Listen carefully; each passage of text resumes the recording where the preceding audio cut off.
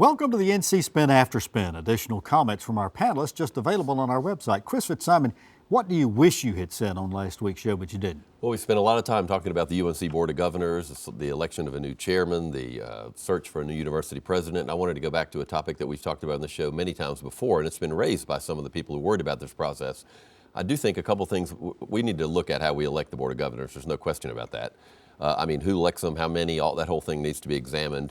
But I also think we need to ban registered lobbyists from serving on the Board of Governors. This happened when the Democrats were in control. It happens when the Republicans are in control. We literally have people who registered to influence the General Assembly on behalf of a client now playing a role and serving on a university board that may have healthcare contracts, that has all sorts of, I just think it's a conflict and we should not have lobbyists on the board. The second thing is we should probably go back, we definitely should go back to some sort of requirement that they're members of the minority party on the board.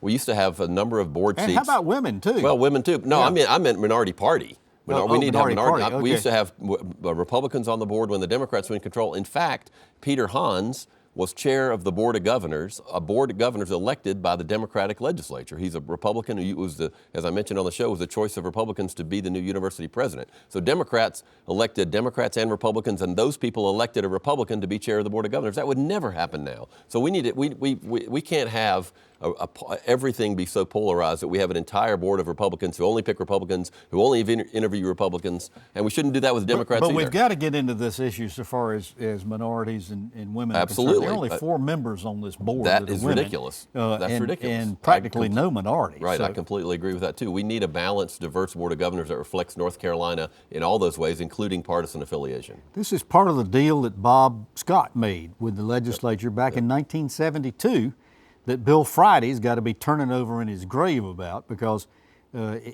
Scott promised them if they'd vote for his consolidated university proposals, making colleges all across the state universities, he'd let them name the board. Right. Well, that's right, and it has been reduced in size, which I don't think is a bad thing. But we have to be more diverse in many ways. Well, thanks for watching the After Spin. We'll have more video all during the week on ncspin.com.